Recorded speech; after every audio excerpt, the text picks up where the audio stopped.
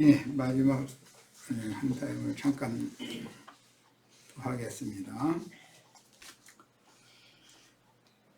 불다스린 천사, 이제 심판주, 심판의 형을 말하는데, 심판주께서 휘두르는 날카로운 낫은 증인들이 선포하던 심판 선고와 같다. 이미 다 예언된 말씀이 이루어지는 거다 하는 거죠. 바다 짐승에 의해서 땅의 짐승의 몸인 큰 음녀가 벌거벗겨지고 불사름 당하는 것을 지금 소돔과 고모라의 포도송이를 포도주 틀에다가 따서 넣고 짓밟아 짠다, 이렇게 표현을 한 거예요. 자, 포도주 틀, 불이 섞인 유리바다. 뭐 바다도 바다지만 유리바다에 있는 기독교계죠. 땅에서 올라오는 자들이 포도주 틀이 되는 거니까 그를 유리바다는 가라지들을 거두어 던지기로 정해진 세상 종교체제인 큰 성 바벨론을 심판한다. 큰 성 바벨론이 심판이 끝나면 불탄산 멸망의 산을 들어서 바다에 던지면 바다에 또 불이 섞인 유리바다가 되는 거예요.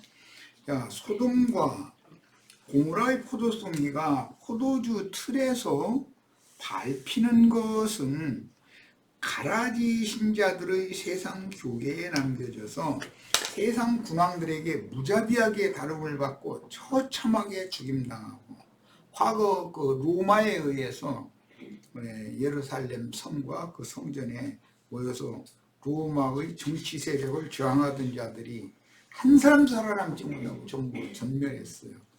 그런 심판이 반드시 온 지구상에 또다시 확대 실현된다는 걸 꼭 믿으셔야 됩니다. 자, 그 영혼들은 그리스도의 심판 때에서 불못의 형벌을 당하게 됩니다.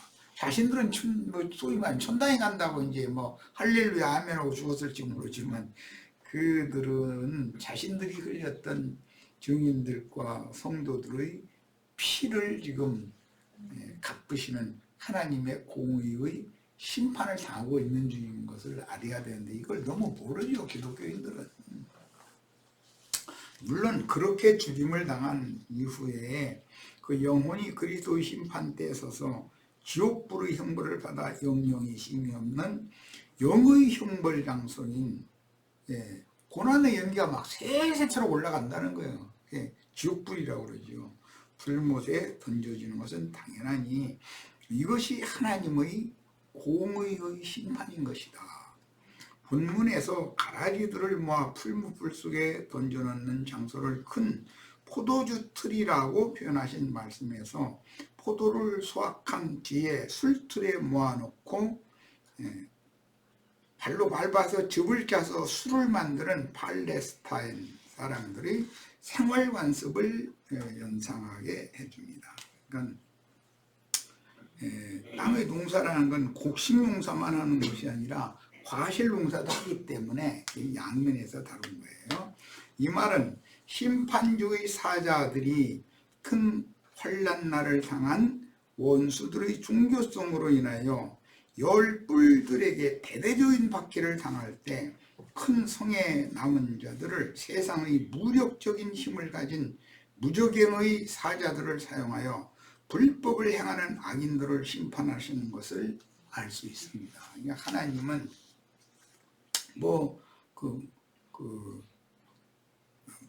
말의 재갈에 이 포도주 틀에 던져진 자들의 피가 그 재갈에 닿았다. 그럴 때는 굴레, 그 굴레가 재갈이니까, 그러면 하나님께서 이 모든 악의 권세들까지도 필요대로 그분이 제어해가면서 쓰신다라는 것을 우리는 뭐 쉽게 알 수가 있죠. 그날에 큰 성에서, 즉 큰 성 바벨론 기독교계에서 도망하지 않고 열 뿔들을 대항하는 모든 종교성이 강한, 즉 바다 짐승들을 자기네들의 그 종교 교리적인 자기네들의 의의에 따라서 세상의 짐승들을 함부로 지나친 말 함부로 하고 재판을 하고 이렇게 하면 세력의 신을 추구하고 믿는 그 바다 짐승은 힘이 있기 때문에 그땐 평화시대가 아니니까 가만 놔두지 않는다는 거죠. 그냥 완전히 불로 다스려버리는 거죠. 우리는 이미 예시적으로 툭 하면 빨리 공산당이 이래가지고 서울대학교 학생들도 도서실에 앉았어 거기 있는 책 그냥 갖다 놓고 읽었어. 그런데 갑작스럽게 형사들이 들이닥쳐가지고 싹 잡아다가 그냥 그 모진 고문을 하고 그 짓을 하고 너 빨리 언제 어디 가서 만나고 왔냐 이런 식으로 그냥 해가지고 난 모른다고 그냥 책 읽어 공부하느라고 이거 읽은 거라고 그러니까 말도 같지 않은 허지도 말아요. 증거물로 압수 딱 해가지고 하고 하도 그냥 막 사람을 못 살게 하고 힘들게 하고 죽일 그냥 초죽음을 들어놓으니까 너 공산주의 이념에 물들었지 그럼 아니라고 하면 이제 막 후들겨 패스하니까 아니 알아서 하라고 그럼 내가 여기 줘서 다 써놓을 테니까 너희 사인을 하고 그래가지고 알아서 하라고 다 죽게 생긴 사람 털 끌어다가 인중부쳐가지고 도장 찍어가지고 법정에 내면 다 그 짓을 했다는 거야. 그런데 그런 놈들이 여전히 득세하고 세력을 떨치고 있다는 게 참 부끄럽죠. 그런데 참 세상 나라라는 건 그렇게 불의하고 불법한 거예요.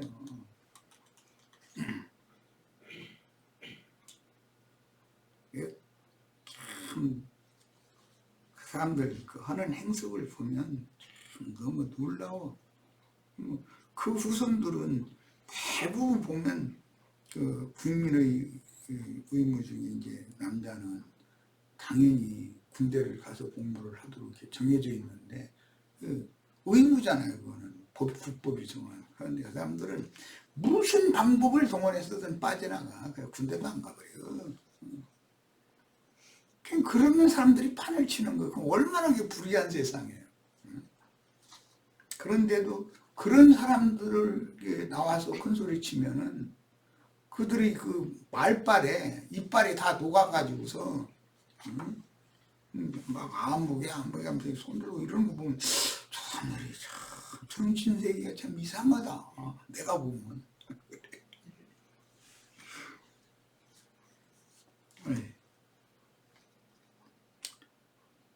그날의 큰 성에서 도망하지 않고 열불들을 대항하는 모든 종교성이 강한 자들은 기독교 체제라는 큰 성이 그들을 지켜주지 못한다는 것을 몸으로 경험하면서 악랄하고 무자비한 죽임을 당하는 것이 바다짐승에게 포도주투의 형벌을 몸으로 경험하는 멸망입니다. 그때 자신들이 주님과 주님의 왕복을 위해 순교하는 줄로 알고 찬송하며 죽임을 당한 후에 그 영혼들은 그리스도의 심판대에서 뜻하지 않게 자신들이 살아생전에 교권을 휘둘러 주의 증인들과 성도들을 죽인 악행을 들어서 불못 판결을 하실 때 자신들의 죄과를 인정하지 않을 수 없고 유구문이 되어 영원한 멸망의 형벌을 당하게 됩니다. 이게 하나님의 비밀스러운 우주 경영이에요. 1260일이 지난 후로 30일이 더하는 1290일 동안의 예언이 이렇게 실현되므로 그들을 한 달 동안에 처리하기 위해서는 한꺼번에 많은 사람을 살해하는 방법을 동원하게 될 것인데 증인들이 마지막 나팔은 천상의 큰 쇠사슬임을 그제야 깨달을지라도 이제는 돌이킬 기회가 없다. 이제는 바다짐승인 그들의 왕은 과거 히틀러가 유대인들과 그리스도인들 600만 그리스도인들 500만을 죽였다는 거예요. 대량 학살을 하던 악랄한 방법이나 일본 군국주의자들이나 공산주의자들이 많은 사람을 생매장하거나 악랄한 방법으로 한꺼번에 많은 사람을 죽이던 짓을 다시 도문할 것이다. 이미 지나간 역사가 이런 일이 또 있다라는 것을 보여주는 거다 하는 것이죠. 암시한다는 거죠. 1260일 동안에 용의 권세를 휘둘러 주의 증인들과 성도들을 순교시켜주던 그 때는 절차를 밟아서 세상의 법에 따라 재판을 받으며 진리를 사증언하고 사형대에서 당당히 죽임을 당하여 신의 도성으로 데려감을 받습니다. 그러니까 우리는 그런 것들은 두려우지 말아야 되는 것이죠.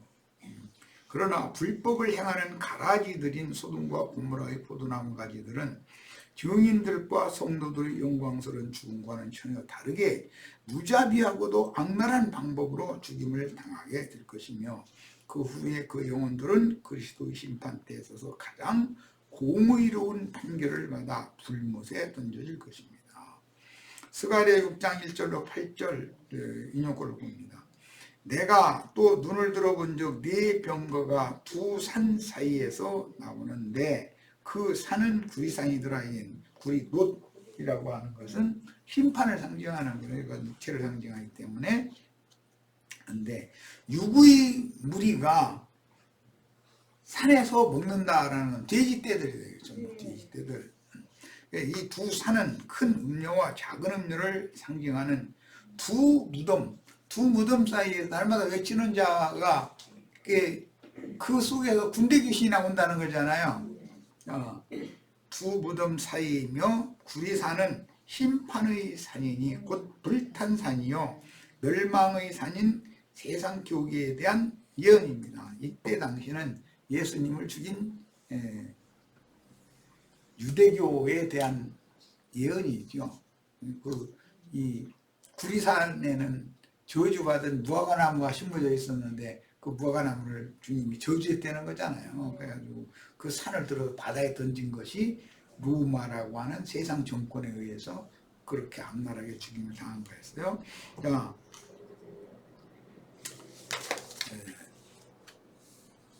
포도주 틀에 던져서 밟아짠 피가 지옥사자인 말의 굴레, 무저갱에서 올라온 말이잖아요. 그게 말과 마병대. 근데 이제 출애굽기에서는 아까 잠깐 찾아 읽어본 것처럼 바로와 바로의 특별병거와 바로의 준마와 바로의 마병대, 이게 그냥 바닷속에서 떼죽음 단체적으로 죽여버리는 심판을 집행했죠. 이것이 계시록에서 지금 재현된다.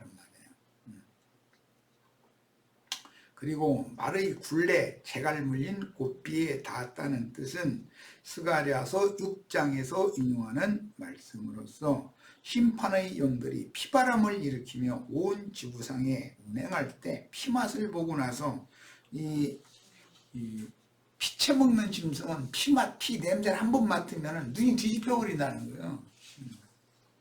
소돔과 고모라의 포도나무 가지들을 무자비하게 살상했음을 보여줍니다. 1600 스가랴는 4 곱하기 4 곱하기 100인데 이것은 모든 민족 땅끝까지 복음이 전파되었고 다른 복음도 뒤따라 전파되었으므로 4 곱하기 4를 한다는 온 땅의 사방에 천지 사방에 다른 복음이 전파된 모든 곳은 이렇게 피바다가 된다. 그런 말이에요. 지구상의 모든 민족이 다른 복음으로 인침을 받아 진리의 도를 배반하여 짐승의 우상에 절하는 모든 곳에는 불바다, 피바다, 불이 섞인 유리바다를 이룬다는 뜻입니다. 그러니까 돼지떼가 먹고 있던 그 산을 들어서 바다에 던지면 돼지떼들이 비탈로 내려서 바다에 빠져 몰산다 이제 이렇게 이제 상징해서 이게 바로의 그 군대가 홍해바다에 빠져서 몰상한 표상이죠. 이제 이런 것들이. 구약성경의 이사야 63장에서는 심판날에 그리스도께서 에돔 육적 신자들 에돔에서 홍해를 입고 오시는 모습을 예언한 바와 같이 보스라 에돔의 도성인 세속교계 종교체제에서 요사밧 골짜기 종교적인 도피성으로 도망하는 거짓 신자들에 대한 대량 학살의 비참한 모습을 상징적으로 표현한 말씀입니다. 구약성경은 예언으로서 큰 음료를 벌거벗겨서 불사르고 공중의 새들에게 던져주는 대량 학살의 비참한 심판을 암시합니다. 스타디온이라는 그 잣대의 단위는 계시록 14장 20절과 21장 16절에 2번 나오는데 1600 스타디온, 12000 스타디온은 모두 암호화된 수치로서 헬라의 거래 측정 단위 촉수로 표기되었으므로 영적 해석이 요구된다. 왜 1600 스타디온, 12000 스타디온이라고 하나? 1600이나 12000이라고 하는 이것은 영적 암호화된 수치인 것이죠. 예언된 심판날에는 이사야 53장 1절로 6절 예언이 응한 과거 예루살렘과 이스라엘의 멸망이 암시하듯이 온 지구상의 기독교계에 속한 거짓 신자들의 큰 성 세속교계의 종교체제는 결코 기독교인들을 지켜주지 못한다. 마지막 심판의 때 기독교라고는 종교체제가 기독교인들을 구원해줘야 되잖아요. 그런데 거기는 기독교라고 하는 종교체제는 오히려 기독교인들을 불심판을 하는 그런 포도주 틀이 된다라는 거예요. 이걸 잘 알아야 돼. 이런 얘기는 기독교계가 기독교인들 다 모아가지고 지옥 불심판받게 하는 곳이요? 그럴 리가 있느냐고. 이러고 따지면 그럼 그러다 그냥 돌아가시는 수밖에 없어. 당해봐야 알아. 이거는 이제 절대로 기독교 종교체제라는 것은 기독교인들을 지켜주지 못한다는 사실을 늦게 깨달아도 이미 돌이킬 기회가 지나갔기 때문에 이제는 안 된다. 때가 정해져 있기 때문에 안 된다. 지금 이렇게 외칠 때 회개하고 돌이켜서 그 영과 신부가 오라는 그것으로 가서 뱀의 낯을 피하여 양육을 잘 받다가 끝날을 맞는 것을 추구를 해야 돼요. 당연히 그들이 종교성 때문에 자신들이 순교자라고 오해하고 바다짐승의 열불에게 대항하다가 이게 요즘에는 광원인가 뭔가 하는 그 신문에도 잘 안 나와요. 요즘엔 좀 왜 이렇게 잠잠해졌나 모르겠어. 그런 사람들이 정치 세력화하기 위해서 아주 음흉한 어떤 실수를 부리고 이제 이런 짓을 하면 그들이 종교적인 어떤 세력을 힘입어서 정치 권세, 짐승의 마음을 받은 사람, 그냥 미자비하게 그 없는 죄도 이렇게 막 만들어가지고 사람 형벌하고 이런 것이 몸에 빼가지고 구원의식이 몸에 밴 사람, 이런 사람들한테 함부로 덤볐다가는 가루도 안 남아. 이런 걸 알아야 된다는 거예요. 오늘 계시록 14장을 마감하는 소돔과 고모라의 포도송의 주수에 대해서 모두 마치도록 합니다. 마칩니다.